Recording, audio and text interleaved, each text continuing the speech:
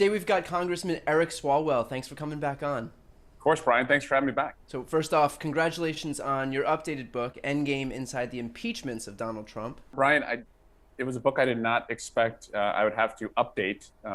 Maybe I did expect we would have to update it.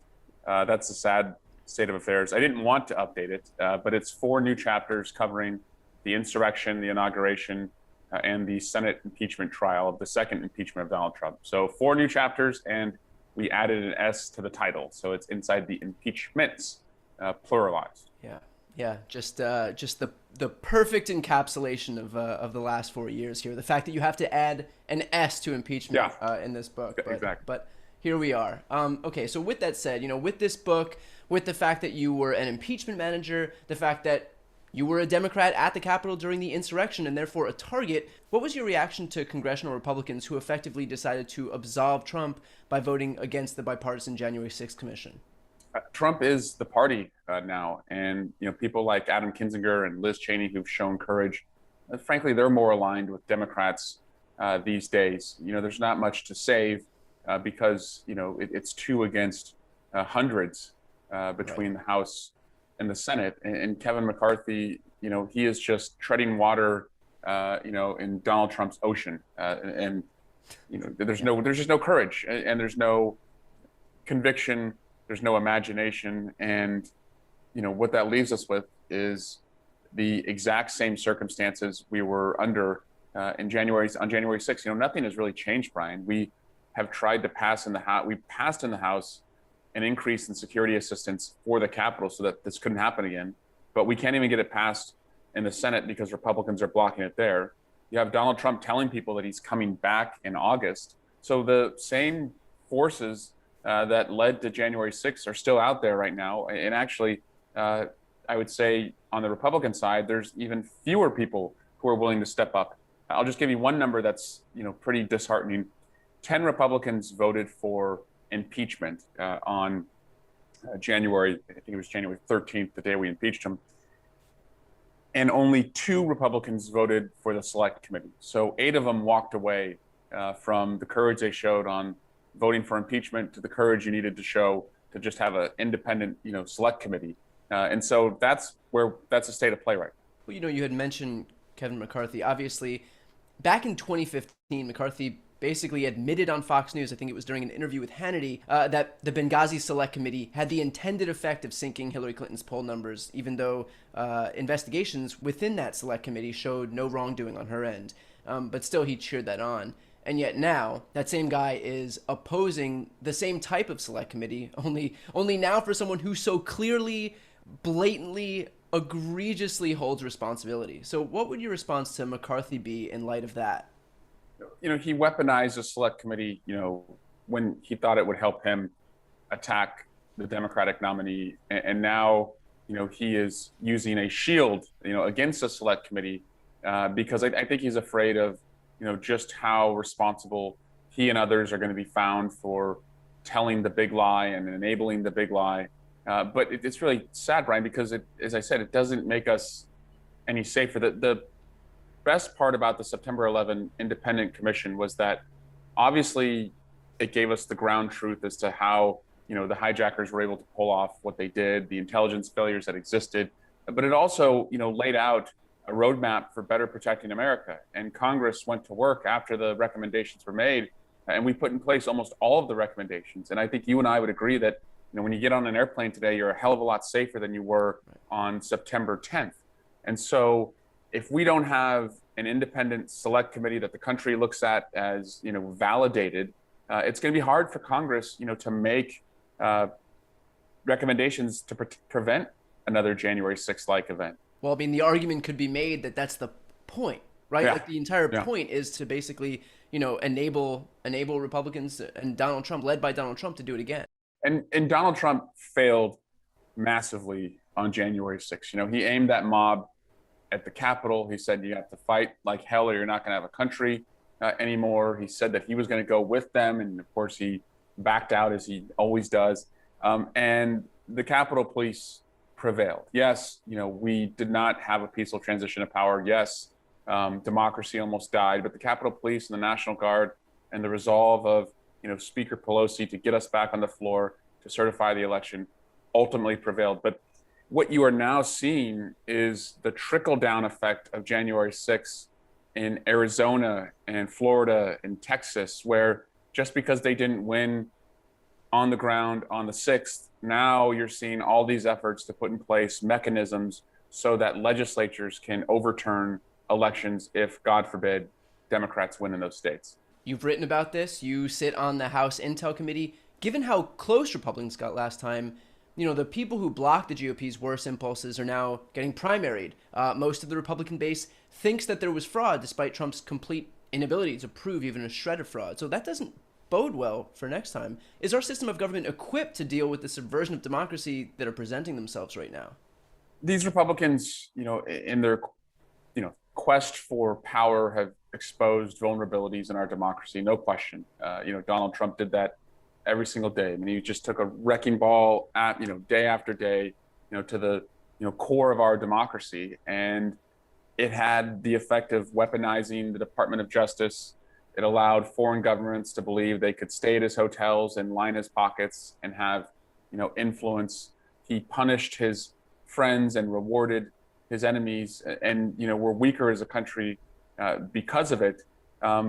However, it also exposed some of the resilience in our country. It showed us people like Alexander Vindman, Colonel Vindman. It showed us people like Masha Yovanovitch, the ambassador in Ukraine. It showed us people like Miles Taylor, at the Department of Homeland Security, who wrote the book Anonymous. And it showed us people like Officer Mike Fanone and Harry Dunn and the heroes who defended the Capitol that day. And I think we need people like them, everyday unsung heroes whose names were not necessarily known when we were being challenged, but they, reached their own limits and stepped up and defended the country.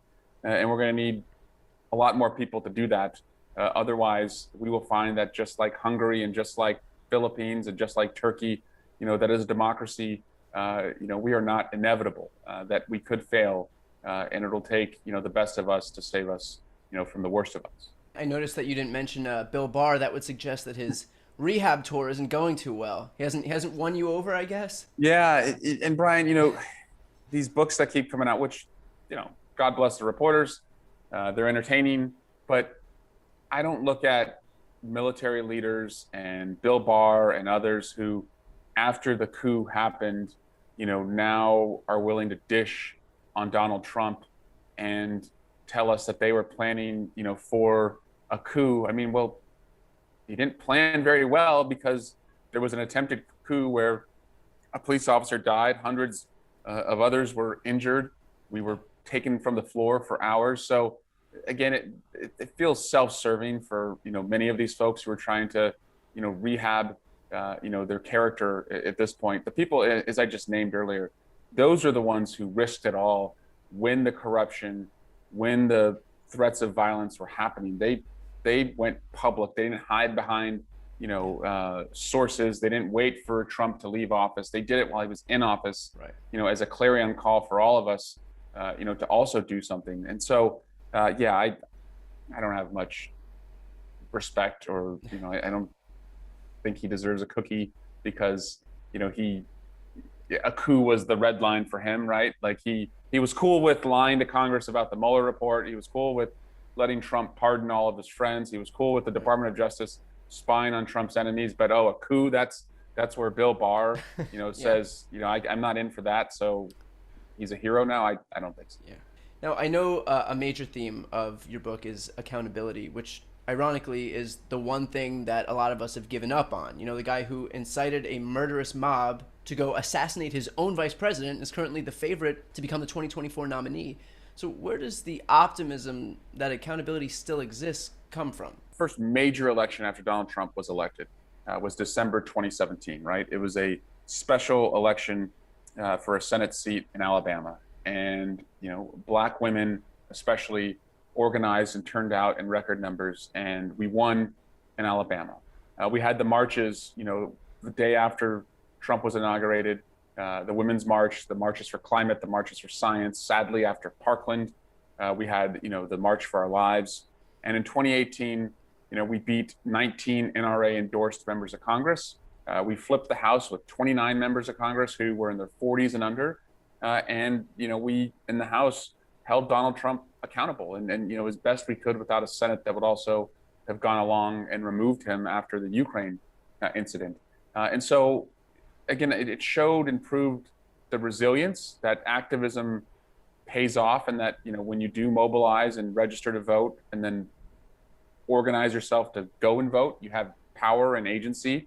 And so we won in Georgia, right? We added Georgia, to the states and Arizona to the states that we could win in. And we clawed back Michigan, Wisconsin, and Pennsylvania, where we had lost before. But I would agree with you that the 2020 election, I think in many of our minds, we thought, okay, this is the showdown of Trumpism versus democracy, and we're going to resolve this. And what we've found is that we are in this, we're in overtime right now, this is, extra time, as they would say in soccer, for the country. And everything's on the line. And so the 2022 midterms, where you have a 50-50 Senate and a +4 majority in the House, it is tight right now. And every race is going to matter. And so motivating our voters, to understand what's at stake, and then, making sure they show up at the ballot box, that's priority number one. I want to end with this. You have a pending lawsuit against Donald Trump. Can you walk me through that? Yeah. I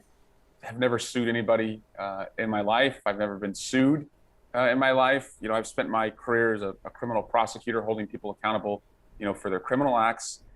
And after the Senate trial, after, putting together hundreds of hours of video evidence, scouring through so many tweets and statements from Donald Trump, and looking at the $50 million that he invested the 20 days before January 6th to aim that mob at Washington, I was convinced that, but for Donald Trump, this attack would not have happened, that we would have been able to count everyone's votes, that I would not have been terrorized and traumatized along with my colleagues on the floor. And I just believe that you shouldn't be able to get away with that. You should be held accountable for that. And our system of justice allows someone to be held accountable for that. So filed the lawsuit, strictly for accountability.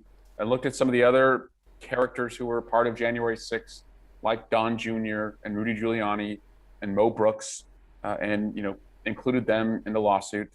One side note, Brian, again, it's gallows humor that has gotten us through, as many of my colleagues have gotten through, everything since January 6th. And when we were getting ready to set up in the Senate chamber for the first day of the trial, we had an IT tech team that an IT team came in to give us a side room where we could work out of. And they gave us laptops and printers and copy machines. And Joe Neguse and I, the two millennials on the team, are asking for the Wi-Fi password. And one of the tech guys says, it's under the network managers, and he gave us the password. And I said to one of these guys, I said, we just impeached Donald Trump, and you guys have set up this state-of-the-art IT center for us, to be ready, for our trial. Really impressed that you're able to do that. And the IT guy said, without any irony at all, he said, well, sir, to be honest, we were the same IT crew that did the first impeachment. And so we just left everything up because we figured you all would be back. I just thought, boy, this was predictable the entire time. They just left that stuff up because they figured, like, Donald Trump, of course he's going to get impeached again. That's just who he is. So my hope for the country, and the point of the book, is that may we learn from this, and may our resilience, redeem democracy, so that no one's ever pessimistic about their country in a way that was expressed, in that moment. Congressman, thank you for coming on, and congratulations on the book. Again, that's Endgame: Inside the Impeachments of Donald J. Trump. Of course. All right. Thanks, pal. I'll see you around.